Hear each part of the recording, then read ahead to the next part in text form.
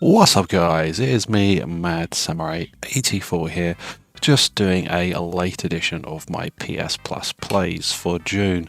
Haven't really been about, so it's been impossible to really get this, so I've had to try cram it in here and there whenever I possibly could.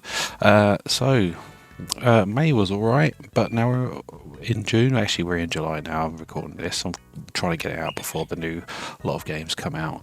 But anyway, we've got some interesting games to come, and um, I'm not sure how good this month is, but I guess we will have to play them to find out.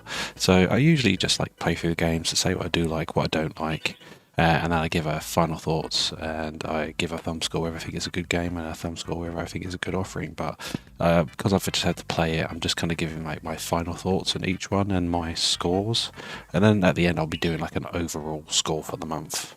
Now, the first game for June was Naruto to Baruto Shinobi Striker. This came out in August 2018. Usually, I'm a big fan of the Naruto games and the anime. I've been for years.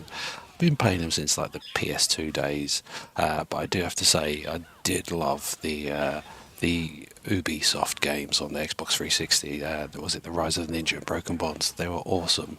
I would love to see Uber get a chance to re-release them. Or it probably never will.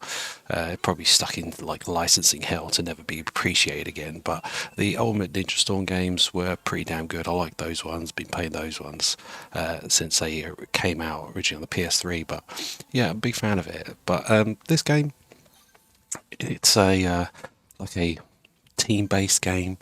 You can play co-op online. You can do it on your own. You can fight against other people. You can do like team matches of basically like kind of like catch for the flag, this and that.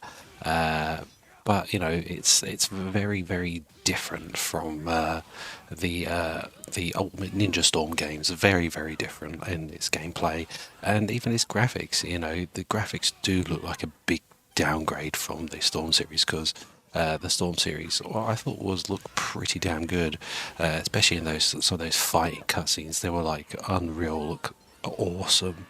But yeah, it is. I do feel like it is. It does not look as good. I don't like this new like art style they've tried to like implement. It really does not look like a like a like it doesn't look anywhere near as good as any of the PS4. Well, there's only really been one PS4 Naruto game, but it doesn't look as good as any of the PS3 Naruto games. Um, and basically, you're stuck in these kind of like big. Well, they're not that big, but they're like traversable levels where you can go around and climb up buildings and this and that. Like the level design is okay, but well, it is okay, I guess. But yeah, you have to really they've really tried to push you using like to like wall runs and like this long jump mechanic, uh, uh, and that's a bit it's a bit meh. It doesn't really work that great. You know, when you're running around, you're kind of like you're traversing. Like the big problem is with the wall running is that it doesn't feel like it works that great, and you'll find yourself like the camera works against you, and it's probably one of your like your worst enemy when performing this. So it can get a little bit annoying.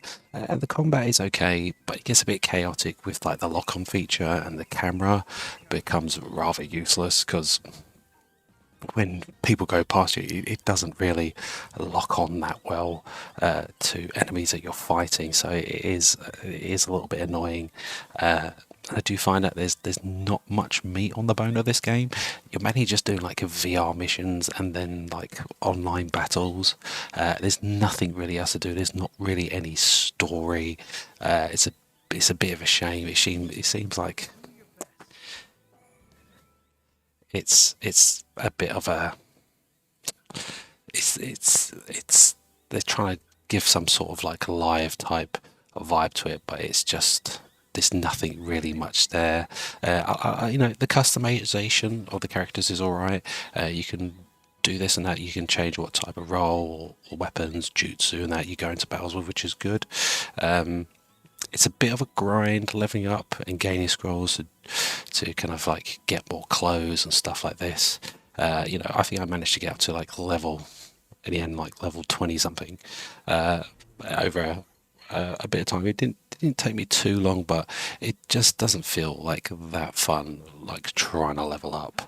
And I would say like this is probably for only like really hardcore fans. It definitely won't bring in non-fans into the universe. And you have to be like a real hardcore Naruto fan to kind of really enjoy this game.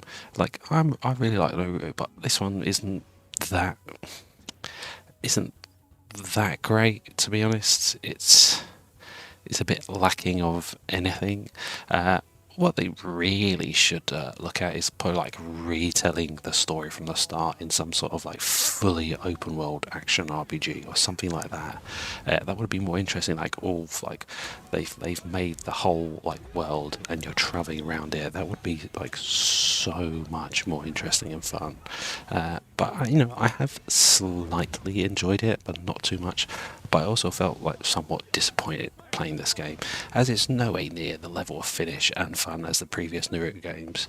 I might play a little bit more of it, but not too much of it, because it just doesn't. It's just not that type of game where you will kind of go, oh, I'm going to play this lots, just because it just doesn't feel that great and feel that fun. They've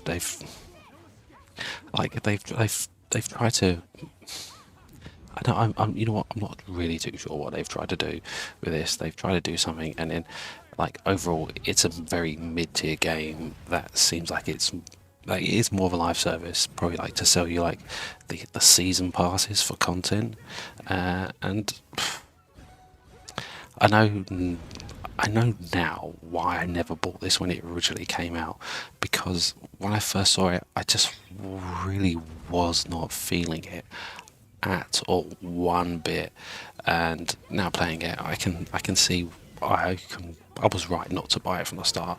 But when you look at its Metacritic, it's sitting at a 61 and a user score of a 6.1, and that's like a mid-tier game, a 6 out of 10. So it's not dire, it's not terrible, but it's not great. It's like an okay game. It's playable.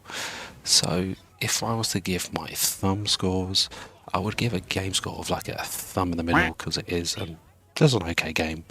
And I would give an offering score of basically a quarter of a thumb, because yeah, it's alright. It's for those Naruto fans, but it's still quite rather disappointing to play. But kind of, let's hope they kind of do more with more than this with the Naruto franchise, and they kind of make something which people will actually really enjoy.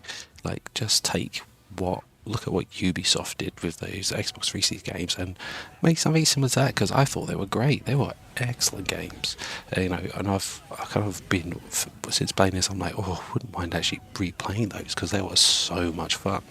But anyway, that's the first game done. Let's move on to the second.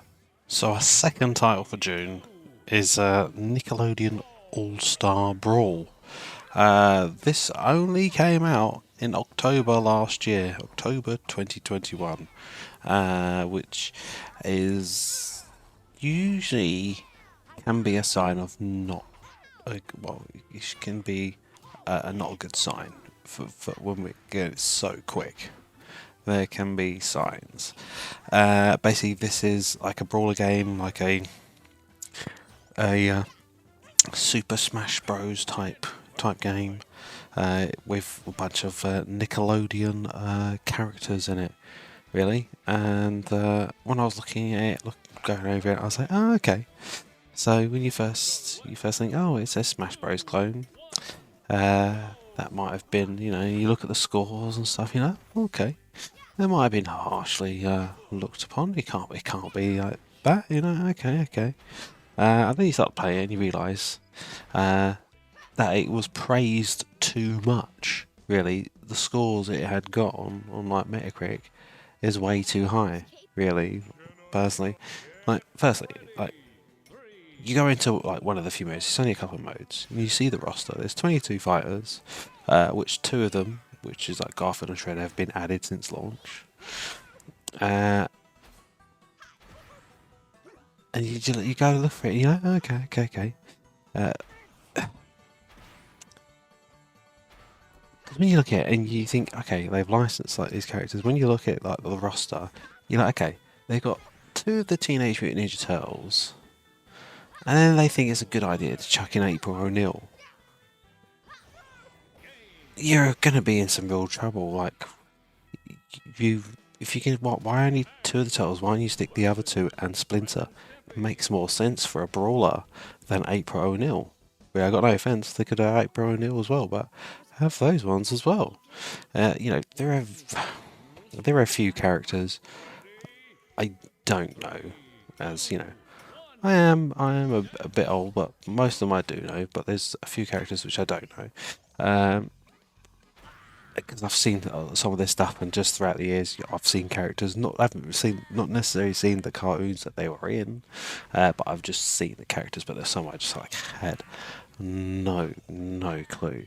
They really should have gone like all out and started with like 50 plus characters and like gone out and really made it like a fan service game. And it had so many different characters and just like really piled it in, and that would have been like more interesting, to be honest, when you're just looking at the roster of it. So when you look at it, you're like, oh really, this is and you're looking at some of the characters like, oh okay, doesn't look that great to start with, like this character, that character. Oh, okay. Then you start playing it, and then the first thing you'll see is the graphics. But the graphics look like they would have really good at the early stages of the PS3. That's like what level the graphics are on for this game. Some of the stages look okay, but they're rather unflattering, and it's rather unflattering in every department. That's what I'm just really trying to say. And when you get a slight occasion when you can see like the character models like somewhat like up close, you'll see kind of like, oh, that looks actually quite ugly. It really does look ugly. And another thing I find a bit ugly about this game are the controls. You would think, well, it looks ugly, but surely the controls work. I can say they do, but just to start and finish a match. Everything in the middle is a bit of a mess. It really feels horrible to move around, to attack. They've really missed opportunities like trying to give characters a bit more depth by adding like special attacks. And like when you're trying to, I find it really hard when you kind of get knocked off and you're trying to save yourself. You get the one jump, and some characters have got something else that they can float up, and it just feels like so easy just to fall off, and it's just like, like some of the characters' attacks are okay, but you'll find yourself using like the same like 2-3 attacks and not bothering with the rest. You do feel like your attacks aren't actually doing anything. Like you're hitting them, you're like, am I actually doing damage? It just like doesn't feel like it, like at all. And when you look at all the stages, because there's quite a few stages. I think there's about I can't remember. It was about 15 or so. I might be wrong, but it's something like that. There's quite a few stages, but when you look at them, you're like, now some of them look okay, but more than a few do feel like they're the same with a different skin. They've just gone, all right, we'll just slightly change this up and add this, but it's just virtually the same layout. There's some which are a bit more interesting, like card layout. I think, what was it, the space mission or something, and it's literally the objects moving from left to right, and you've got to jump across each one, and they move up and they fall down if you're on it for too long. So that can be a bit of a mental one to fight on. But I have to say, the worst mode of all in this game is the sports mode in the battle area. It's just you basically have to get the ball. There's a ball in the middle, 1v1. You have to get the ball into the opponent's goal, and it's just horrible to play and shouldn't be spoken of anymore. So I'm not going to speak about it. It's just horrible mode. It just like, ugh, why? So yeah. But you're looking. There's also some online play. Now, if you're lucky enough to get into some games, as there aren't that many people playing, you'll notice that it works okay on the most part, but there can be a bit of lag. And I've had a few matches crap out of me and exit me out. So it is a little bit like that. It is somewhat playable, but it's still quite not fun to play. But from my experience, it seems like most people are on there just going for the trophies. So, advise you to do the same while there are people online. But in the end, it's a very disappointing game. It looks like it came out in 2008 and it plays like it came out in 1988. Well, there's no disrespect to any of the games that came out in '88. It's definitely a missed opportunity in making what could have been an alright brawler. If they just made the game just better and added so many more characters, it could have just been like a little bit more entertaining. But from the looks of it, it is an easy plat. It will probably take you about 5 to 7 hours. So I advise, if you're going to do it, if you're going to go for that plat, just get in, do those online trophies first, because you've got the PS5 and the PS4 version, so you might just want to do the PS4 version and probably carry the save data across and get double bubble on doing that. So yeah, and then do the rest. Yeah, but when you look at its Metacritic score, it sits at a 65, and I am astonished. User score 5.6, still a bit astonished, but that is like, I don't know who's reviewing it. They've people have been giving it way too high. Like, why? You know, I know, Smash Bros sets the bar, but like this is like misses the bar, like, and it it, it, it goes so far under the bar. It's the Smash Bros is in outer space, so it's not good. It's not good. Like, I look at those and I'm like, oh wow. Obviously, there's been some paid reviews. So now I'm going to give my thumb scores. So if I was to give a game score, just because it's probably somewhat playable, and I still feel like I shouldn't be giving it this score, I'm going to give it a quarter of a thumb. That's it. It is a crap game, but I've played worse. I have played worse, so I'm just going to give it a quarter. As an offering score,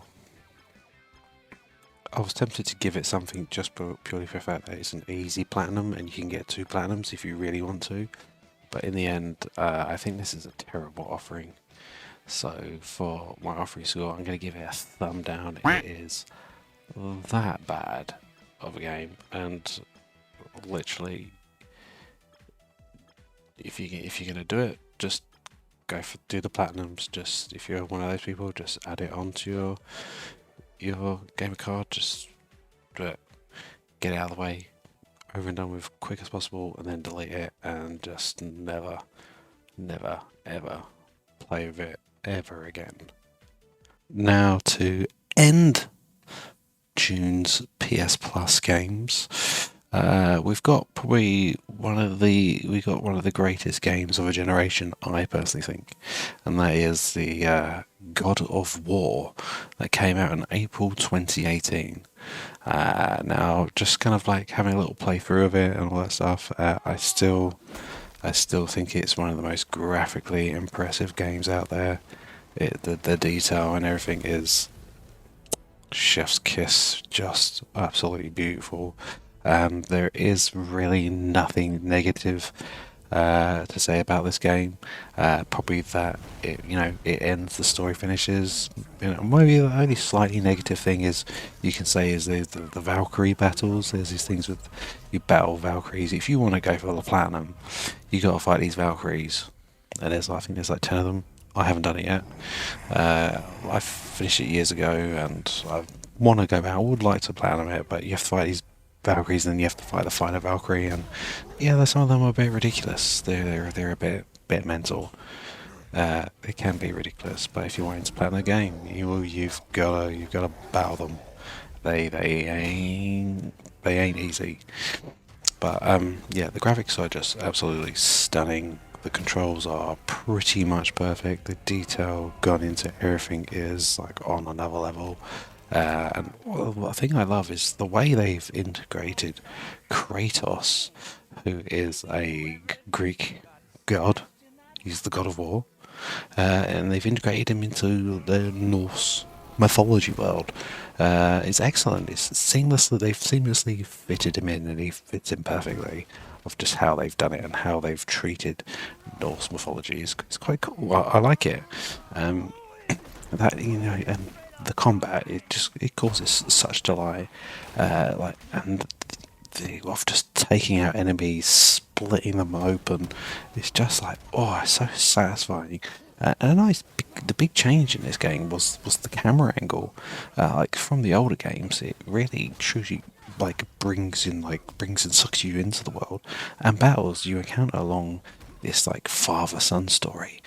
We're not really going to talk about the story because I think this is something you really have to experience.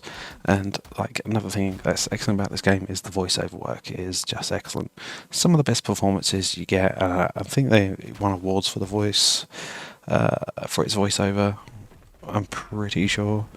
But the annoying thing about this game is this should have probably come out like in PS Plus last year, probably like 2 years ago, if I'm gonna be honest. I feel like it's. I know you think, oh, well, it's only like 4 years old, but I feel like it should have come a bit earlier. Because if you have a PS5, you already have it with the PS Plus collection. If you've had PS Now, it's been sitting on PS Now for ages, and if you've got with the new PS Plus, if you've got the new tier, it's on there as well.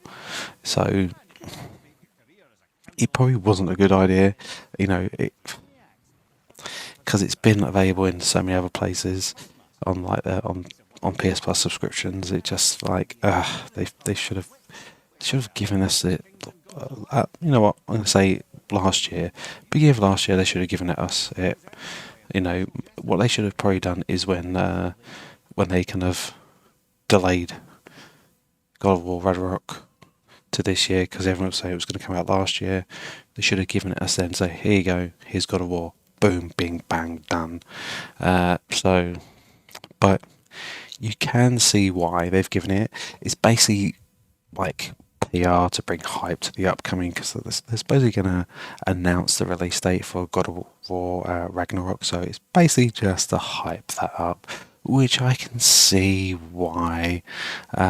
But I do find it annoying when they do that. But I think this might be the highest rated Metacritic game I have done we've had on PS Plus that I've covered, of course. I think that there has been more, because it has been higher, technically, because we did get the Last of Us remastered ages ago. But oh no, I did cover that one. So this will be technically the second highest rated Metacritic game that I've covered, I think. But anyway, it's very, very highly rated. When you look at its Metacritic, it sits at a 94, which is pretty good. I would give this probably like a good 9.5 game, I think. Even you probably go as far as maybe giving it a 10 out of 10 in a certain way.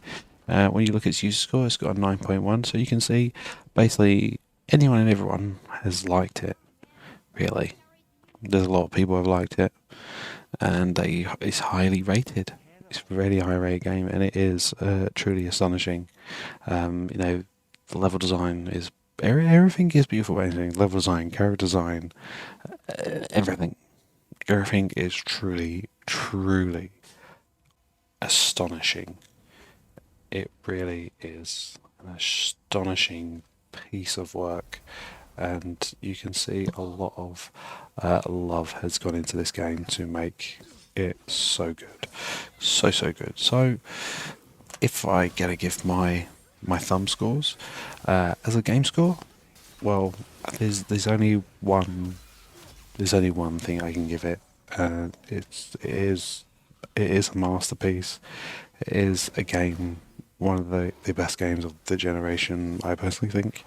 So it's going to get a full on thumbs up. It's like so long, so big, so high. It's ridiculous. As an offering score, I feel like they should have given this about a year ago. And it is more.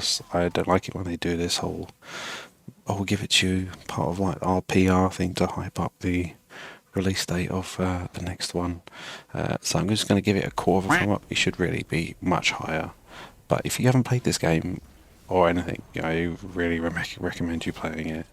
But I'm giving it that just because I feel like I should have got it last year also, and because the way they've timed of giving it to us, it just a bit annoys me slightly.